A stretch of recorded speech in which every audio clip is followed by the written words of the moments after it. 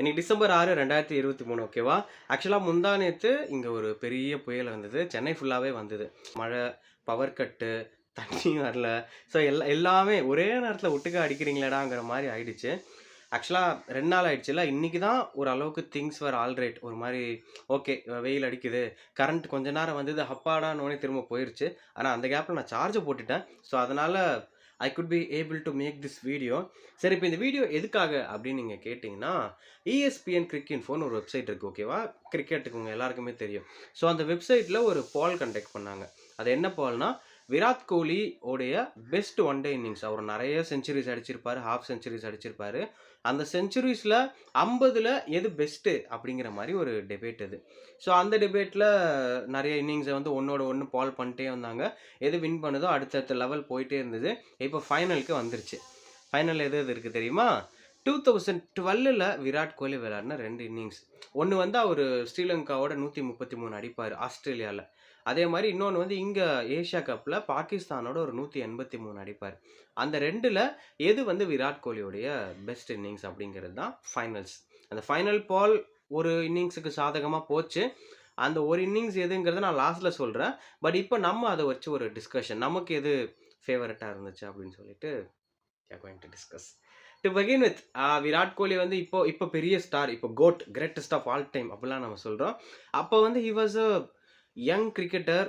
ஒரு அப்போ தான் ரைசிங் ஸ்டார் அப்படிங்கிற அவார்டு வந்து வேர்ல்ட் கப் 2020ல் வந்து செல்லமாக அவருக்கு கொடுத்தாங்க. ஸோ அப்போ ரைசிங் ஸ்டார் அடுத்த வருஷம் என்ன பண்ண போகிறார், ரைஸ் ஆகிட்டு தானே இருப்பார் அப்படிங்கிற மாதிரி ஒரு டைம் ஓகேவா? அந்த டைமில் தான் இந்த 2 மேட்ச்மே வெவ்வேறு டிஃப்ரெண்ட்டான சூழ்நிலைகளில் வருது. ஒன்று வந்து இந்த ஆஸ்திரேலியாவும் ஸ்ரீலங்காவும் இந்தியாவும் ட்ரை சீரிஸ் ஒன்று விளையாடுறாங்க. அந்த ட்ரை சீரிஸில் ஒருத்தர் மோதிக்கும் போது வெற்றி தோல்வி இந்தியா கொஞ்சம் அடி பலமோங்கிற நிலமை தான். அந்த நிலமையில் ஒரு முக்கியமான மேட்ச். அந்த முக்கியமான மேட்ச்சில் இந்தியா தோத்துட்டா மீதி இருக்க ஸ்ரீலங்காவும் ஆஸ்திரேலியாவும் ஃபைனலுக்கு போயிடுவாங்க. அது நம்மளுக்கு கொஞ்சம் அவமான சின்னமாக மாறிடும். ஸோ அதனால் அந்த மேட்சை நம்ம ஜெயிக்கணும். ஆனால் அதுலேயும் ஒரு கண்டிஷன் இருக்குது. என்ன கண்டிஷன் தெரியுமா? 40 ஓவருக்குள்ளே எந்த டார்கெட் இருந்தாலும் சேஸ் பண்ணிடணும். 40 ஓவரை தாண்டி நீ சேஸ் பண்ணனா, உனக்கு 400 நீ அடித்தாலும் 40 ஓவருக்கு அப்புறம் அடிச்சேன்னா நீ வந்து கண்டிப்பாக குவாலிஃபை ஆக முடியாது. ஸ்ரீலங்கா ஃபைனல் போயிடும். தான் சிச்சுவேஷன். இந்த சிச்சுவேஷனை மைண்டில் வச்சுட்டு இந்தியா வந்து மகேந்திர சிங் தோனி அண்ட் கோ வந்து கிளம்புறாங்க. அப்போ தோனி தான் கேப்டன். இறங்கிடுறாங்க. ஸ்ரீலங்காவும் சாதாரண இப்போ பார்க்குற மாதிரி அச்சிச்சோ அப்படிப்பட்ட டீம் கிடையாது. அது பயங்கரமான டீம். மலிங்கா கொஞ்சம் அசந்தா ஏமாத்திடுவார், மேத்யூஸ் ஏமாத்திடுவார், நுவான் குலசேகரான்னு சொல்லிட்டு ஒருத்தர் மாற்றி ஒருத்தர் நம்மளை வச்சு செய்யக்கூடிய ஒரு டீம் தான் அந்த டீமு. வச்சும் செஞ்சாங்க. செம்ம அடித்தாங்க பேட்டிங்கில். இப்போ இந்தியா வந்து 320 என்னவோ, எனக்கு எக்ஸாக்டாக எவ்வளோன்னு தெரில. ஆனால் அது பெரிய ஸ்கோரில். அந்த ஸ்கோரை வந்து 50 ஓவரில் அடிக்கிறதே சூப்பர்பாங்கிற மாதிரி. ஆனால் நீ 40 ஓவர்லேயே அடிக்கணும்ப்பான்ட்டாங்க. இந்த 40 ஓவரில் இந்த 320 இந்தியா அடித்து எப்படி அப்படிங்கிறது தான் சூழ்நிலை. ஆனால் என்ன நடக்குதுன்னா, ஒரு பக்கம் வந்து ஷெவாக் அடிக்கிறாரு, ஒரு பக்கம் சச்சின் அடிக்கிறாரு, இன்னொரு பக்கம் பார்த்தீங்கன்னா கௌதம் கம்பீர் அடிக்கிறாரு, ரெய்னா அடிக்கிறாரு. இவங்கெல்லாம் அடிச்சுக்கிட்டே இருக்காங்க. மறுமுனையில் விராட் கோலி பலமாக அடிக்கிறாரு. அடியா அது லசித் மலிங்கெல்லாம் அப்போ லெஜெண்டுங்க, ஒன்றுமே கிடையாது.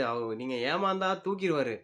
அவரை போட்டு மனுஷன் என்ன அடி அடிச்சார் விராட் கோலி. ஏன்டா நான் ஒரு லெஜெண்டடாங்கிற மாதிரி லைக் லிட்ரலி மலிங்காவை தேடி தேடி எனக்கு விராட் கோலி அடிப்பார். யாருமே அன்னைக்கு எதிர்பார்க்கல.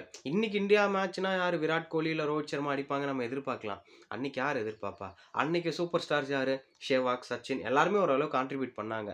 தோனி, கம்பீர் இவங்களை தாண்டி விராட் ஏதோ கொஞ்சம் ஹெல்ப் பண்ணால் போதும் தான் நினச்சிருப்போம். நீ என்னப்பா இப்படி ஆடிட்டாங்க. அதாவது நீங்கள் எக்ஸாக்டாக எப்படி ஞாபகம் வச்சுக்கோங்க. இதே சூழ்நிலை இருக்கும்போது ரோஹித் அடிப்பாரா, கேஎல் ராகுல் அடிப்பாரா, கோலி அடிப்பாரா நம்ம யோசிப்போம். சூரியகுமார் யாதவ் அடிப்பாரான்னு கூட யோசிப்போம். Nobody will expect. கில் வந்து ஒரு மிராக்குலஸ் இன்னிங்ஸ் ஆடினா உங்களுக்கு எப்படி இருக்கும்? அது மாதிரி ஒரு இன்னிங்ஸ் அது. 133 ஒரு 80 ஆட் பால்ஸில். அந்த காலத்தில் 80 பால்ஸில் 100 அடிச்சா சூப்பர் செஞ்சுரி. நீ 80 பால்ஸில் 133 அடித்தா ஒன்று என்ன கணக்கில் சேர்க்குறது அப்படிங்கிற மாதிரி ஒரு இன்னிங்ஸ் தான் வந்து விராட் கோலி அன்றைக்கி அந்த இன்னிங்ஸில் வந்து ஹி பிளேட். இன்னொரு பக்கம் 183 எடுத்து பார்த்தீங்கன்னா அதுவும் பலமான இன்னிங்ஸு. அது எங்கே அப்படின்னு பார்த்தீங்கன்னா ஏஷியா கப் நடந்துச்சு. அதில் வந்து இந்தியா, ஸ்ரீலங்கா, பாகிஸ்தான், பங்களாதேஷ்னு ஏஷியாவுக்குள்ளே இருக்க நாடெலாம் சேர்ந்து விளையாடுறாங்க. முக்கியமான மேட்ச்சு இந்தியா பாகிஸ்தான் மேட்ச்சு. அதில் ஜெயிக்க வேண்டிய ஒரு சூழ்நிலை. இதில் ஷேவாக் கிடையாது ஓகேவா? இந்த முறையும் டார்கெட் பெருசு 300க்கு மேலே. எனக்கு எக்ஸாக்டாக நம்பர் ஞாபகம் இல்லை. பவர் கட்டுங்கிறதுனால எந்த ரிசர்ச்சும் பண்ணல ஓகேவா? ஸோ அந்த டார்கெட்டை இப்போ விராட் கோலி சேஸ் பண்ணி ஆகணும்.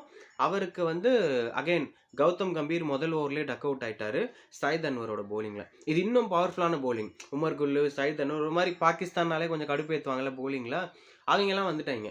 இப்போ சச்சின் ஒரு பக்கம் நல்லா அடிக்கிறாரு. மார்க் டு த பாயிண்ட் என்ன அப்படின்னா, அதுதான் சச்சின் விளையாண்ட கடைசி ஒன் டே மேட்சும் கூட.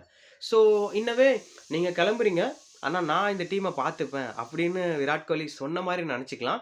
ஆனால் அன்றைக்கி தெரியாது யாருமே அதுக்கப்புறம் சச்சின் ஆட போகிறது இல்லைன்னு. லேட்டாக தான் ரிட்டையர் ஆனார். எனிவே அந்த மாதிரி ஒரு சூழ்நிலை சச்சின் ஹாஃப் செஞ்சுரி அடித்தார், சூப்பராக விளாண்டார். 2 டிஃப்ரெண்ட் பார்ட்னர்ஷிப்பை வந்து அன்றைக்கி விராட் கோலி போடுறாருங்க. ஒன்று வந்து சீக்கிரமாக விக்கெட் விழுந்ததுனால விராட் கோலி ஃபஸ்ட் ஓவர்லேயே வந்துட்டார். விராட் கோலி சச்சின் ஒரு பார்ட்னர்ஷிப் 100 ரன்னுக்கு மேலே போட்டாங்கன்னு நினைக்கிறேன். இன்னொரு பக்கம் விராட் கோலி ரோஹித் சர்மா ஒரு பார்ட்னர்ஷிப்.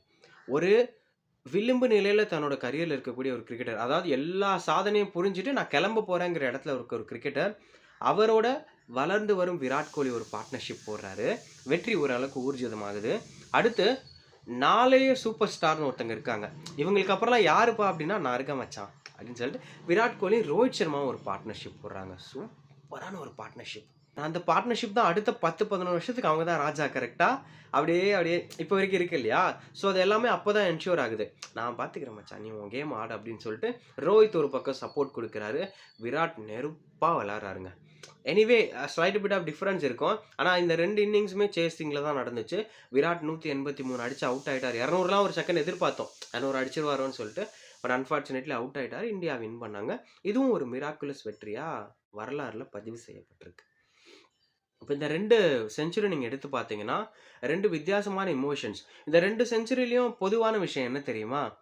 இந்தியா எப்படிடா இந்த மலையை கடக்க போகுது, அண்ட் இந்தியா கடந்துருச்சு. இதுக்கிடையில விராட்டுங்கிற தனிப்பட்ட மனுஷனை நம்ம கொண்டாடவே இல்லை. இந்தியா ஒரு பெரிய இலக்கை கடக்கிறதுக்கான ஒரு தூண்டுகோலாக அவர் இருந்தார். ஆட்டோமேட்டிக்காக அந்த லவ் மக்களுக்கு வந்துச்சு. நீ எப்படி அதெல்லாம் பண்ணுற, நாங்கள் இதெல்லாம் முன்னாடி பார்த்ததே இல்லைங்கிற மாதிரி.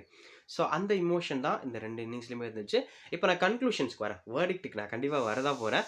எந்த ஒரு இன்னிங்ஸ் என்னோட பர்சனல் ஃபேவரட் அப்படின்னு பார்த்தீங்கன்னா, even though in a lot of way number wise கூட 183 பெருசாக இருந்தாலுமே நான் 133 பக்கம் தான் நான் நிற்பேன். 133 வந்து இன்னொரு இன்னிங்ஸ்லாம் அந்த மாதிரி பார்க்க முடியுமான்னு தெரில. அதாவது கரெக்டாக என்ன அப்போ விராட் கோலிக்கு ஒரு 24 வயசு ஒன்று தான் இருக்கும்னு நினைக்கிறேன். 24 கூட இல்லைன்னு நினைக்கிறேன். 23 வயசு கிரிக்கெட்டர் வந்து இன்னைக்கு 23 வயசில் இருக்க எந்த பிளேயர் வேணா எடுத்துக்கோங்க, அப்படி ஒரு மேட்சை வின் பண்ணி கொடுப்பாரு ஒரு பெரிய டீமோடனா, Virat Kohli good do this. அவ்வளோதான். ஸோ அதனால் வளர்ந்து வந்த விராட் கோலி பண்ண இந்த 2 இன்னிங்ஸில் எனக்கு 133 ரொம்ப ஸ்பெஷல், 183யும் ஸ்பெஷல் தான். இப்போ நீங்கள் உங்களோட ஃபேவரட் விராட் கோலி இன்னிங்ஸ் எதுங்கிறத கமெண்ட்ஸில் சொல்லுங்கள்.